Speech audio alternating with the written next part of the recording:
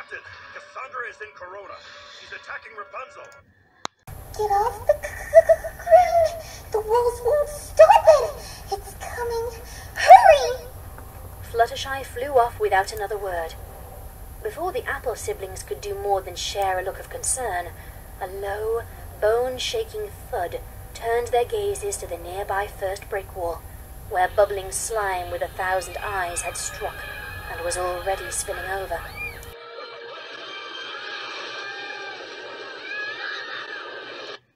Reporting from Ninjago Harbor, where sea levels are rapidly rising, prompting an evacuation of the city. Within the past 10 minutes, winds have picked up nearly 20 knots, and a storm front has come out of nowhere.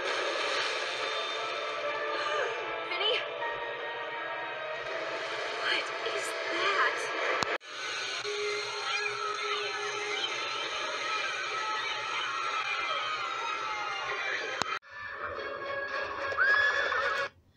Back in the middle of town, the air was thick with the stench of the purple muck and the sounds of ponies shouting and screaming and crying.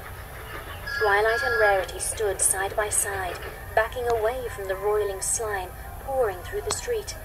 Spike stood on the ground between them, weaving to peek between their legs as he followed them in retreat. You should fly away, Twilight. Those wings aren't just for show, you know. I'm not leaving you. Can't you carry her? I could sit on your back and you could... I don't think I'm strong enough yet to fly while carrying a full-grown pony for long. She turned to face Rarity. And I don't want to risk losing you if I carry you with magic, or try to win you out. One jostle to my horn, and I might lose the spell matrix. We need to find another way. Rarity nodded. A fresh wave of the slime surged down the street, driving the trio back. What is this stuff? Ugh. It smells like a used lava bath. Twilight ignited her horn. Whatever it is, don't let it touch you. Not even the tip of your tail. Lightning Dust said it's dangerous. She magicked up a rain barrel and cracked it like an egg, brandishing the two broad halves defensively. Rarity's horn flared as she magicked up a spare sheet of burlap and spread it like a matador's cape. She huffed and gave a flick of her tail. Let that touch my coat fur? I assure you, Twilight, that is the last thing I will do. Cass, don't do this! It's not too late for us to make things right.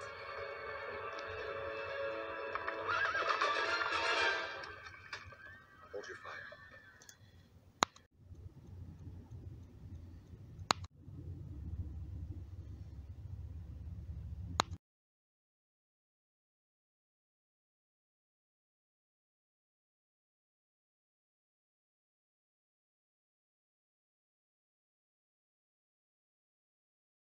Rapunzel, I want to believe you, but...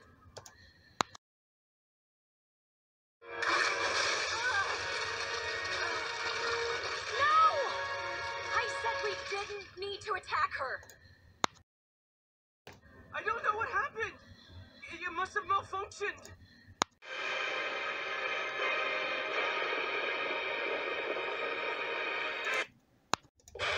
Wait, what? Uh-oh. What?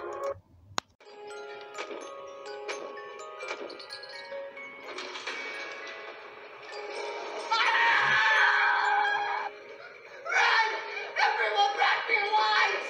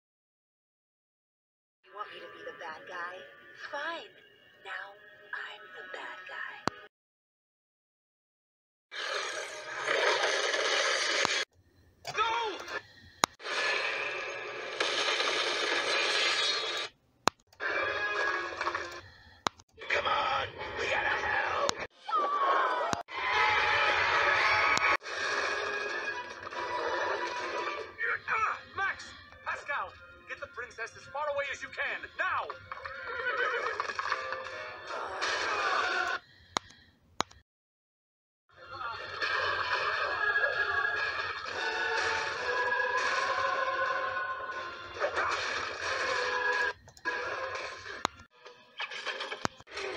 Roast on this, money man!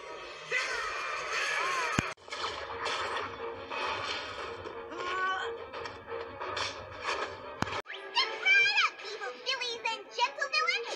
Try your luck! It's me! Close, but no cherry chimichanga! Thanks for playing!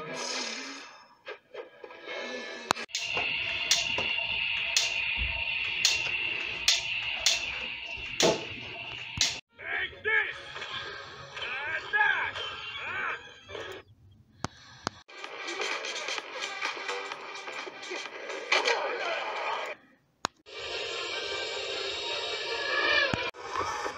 Hey! There are no breaks in warfare! Thank you.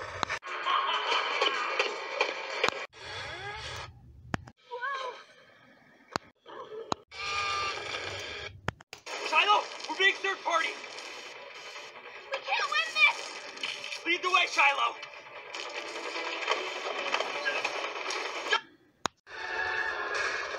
Cassandra, please. This is your home. Not anymore. Corona falls today!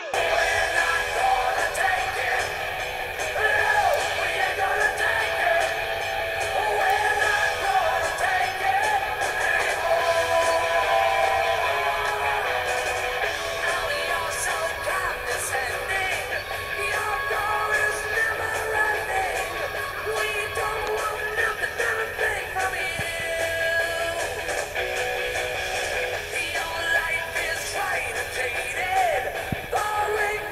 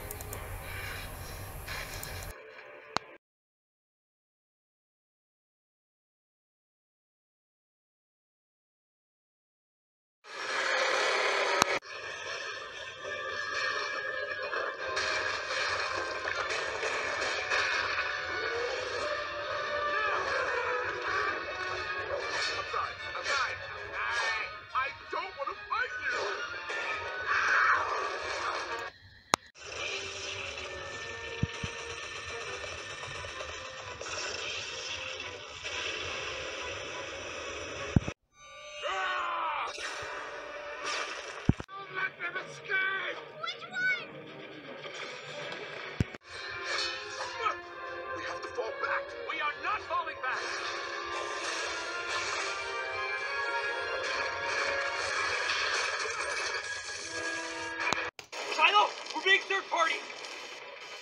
We can't win this! Lead the way, Shiloh.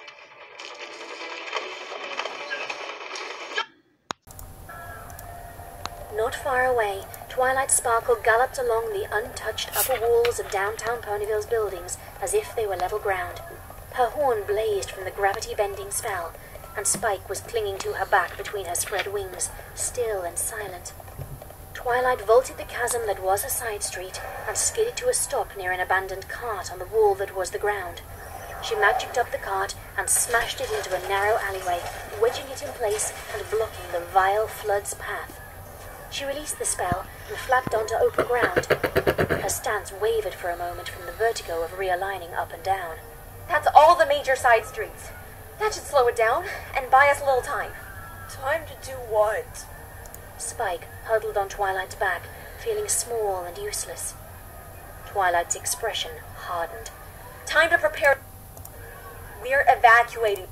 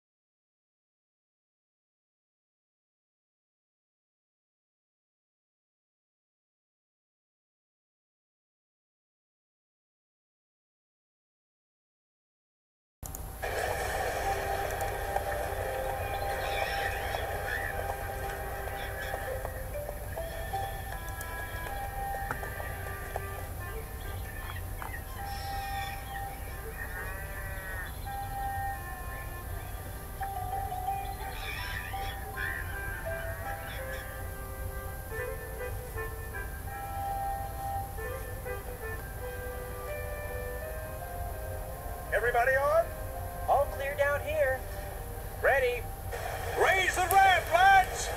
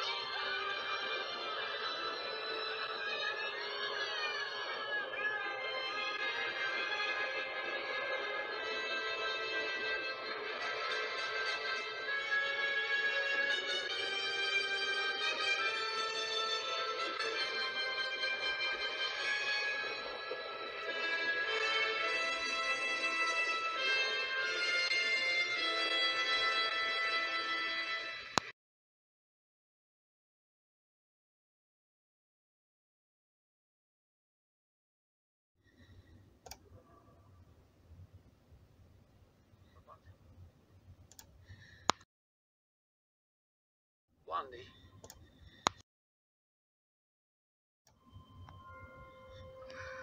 What's going on? Thank goodness you're okay.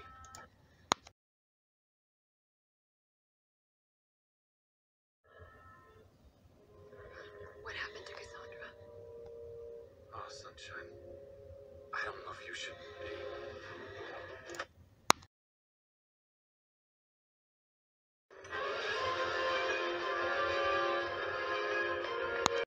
No! I don't believe it.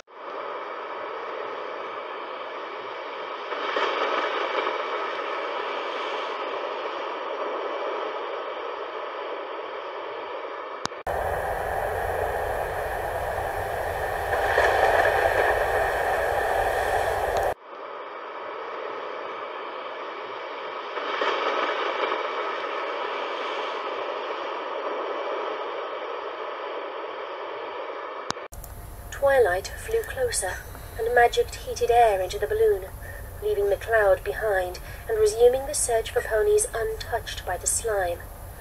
Her expression grew hard from the inner pressure of her grief when she looked down at the mournful couple.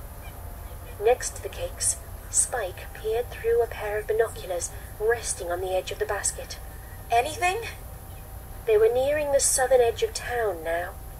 Spike peered down at the schoolhouse through the slowly deepening gloom. Like the home that had split and doused poor Rarity, the place had been filled to bursting. The roof had ruptured, and slime covered the building like frosting on a gingerbread house.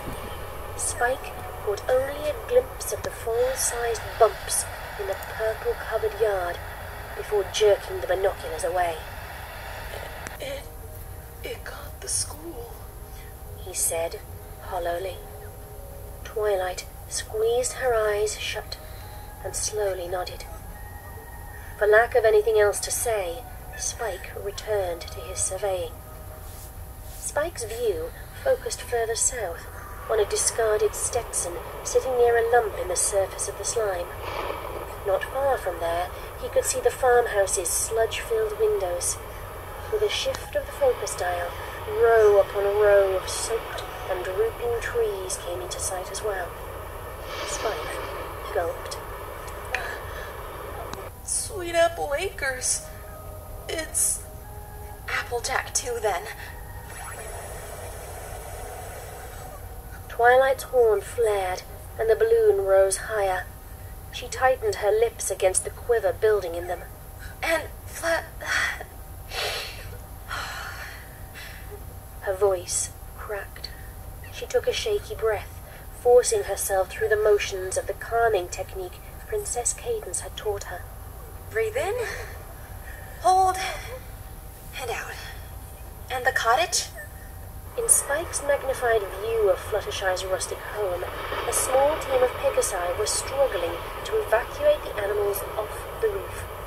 Angel Bunny kicked and screamed in Thunderlane's grasp, flailing his legs toward the edge of a pale yellow hoof sticking out of the purple muck below. Spike lowered the binoculars. They slipped from his slackened grasp and fell to the basket's wicker floor. He turned to face Twilight. His wide, watery eyes spoke for him. It got them all. Twilight hung her head. Her horn's light went out.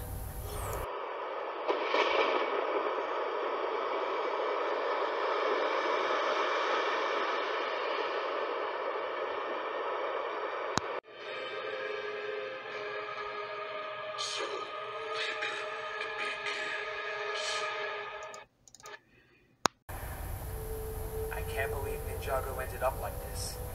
I know it's not what we would have hoped for, but everything happens for a reason. This just seems so disappointing. Like we won, but we also lost. We've come so far on this journey.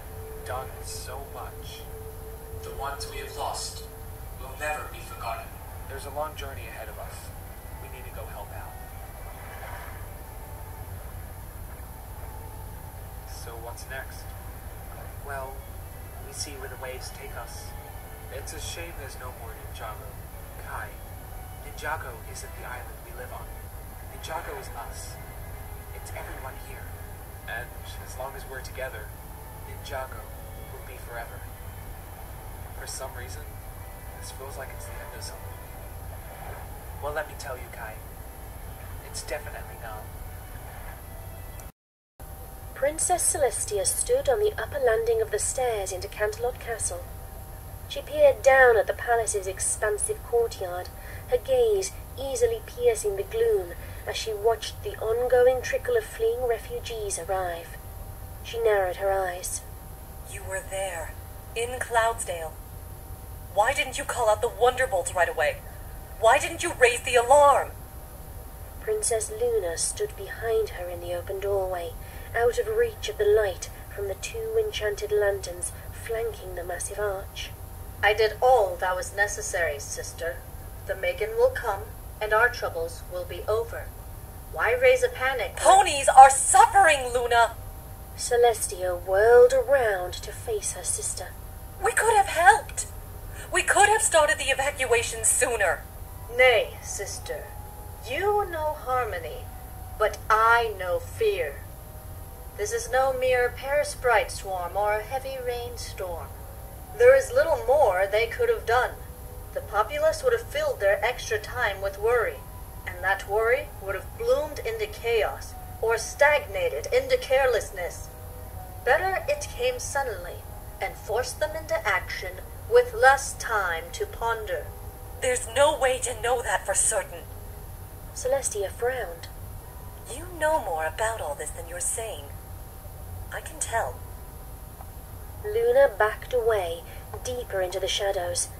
Her turquoise eyes shone in the dark. I know nothing of how to end this, sister. If there was anything I could do, I promise you I would do it. Celestia stared into her sister's eyes for a silent moment that seemed to stretch on for centuries. But then her expression softened. You don't have to be afraid of me, Luna. You know that, don't you? Her tone was gentle, but faintly pleading. I do. I'm not. Luna shifted uneasily. I must go raise the moon. She turned and fled, her shod hooves loudly ringing off the polished stone floor. Celestia inhaled to speak, to call her sister back, but then let out the breath in a soft sigh. She trotted back into the castle.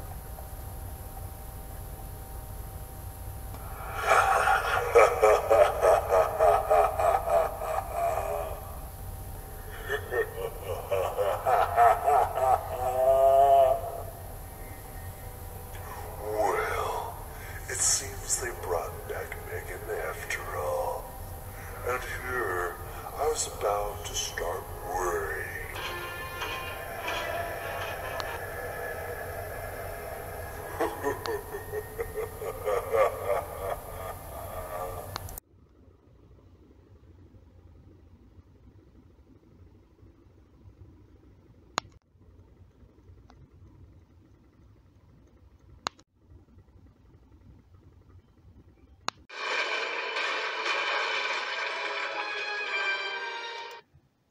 Yes, my minions. It's your turn now. Time to make up for your earlier misdeeds. After all, the best time to strike a foe is when they've lost hope. He turned back to the slime pool and looked down at it. After centuries of scheming, my time has come at last. And Equestria's bright future is a thing of the past. The smooth is pouring onwards, and nothing can stop its flow. Princesses, are you watching? I hope you enjoyed the show. One sludge, and slime, and eyeballs have covered everything. I'll stand upon the ruins and crown His horns glowed. The pool swirled and undulated. Oh, misty eye of the mountain below.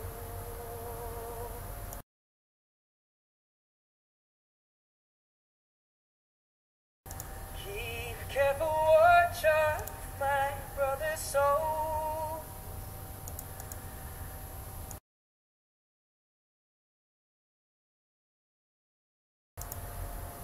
And should the sky be filled with fire and smoke,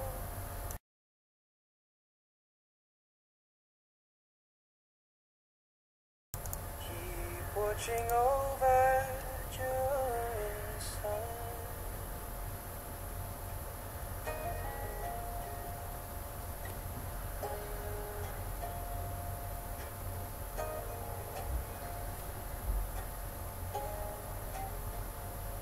This is to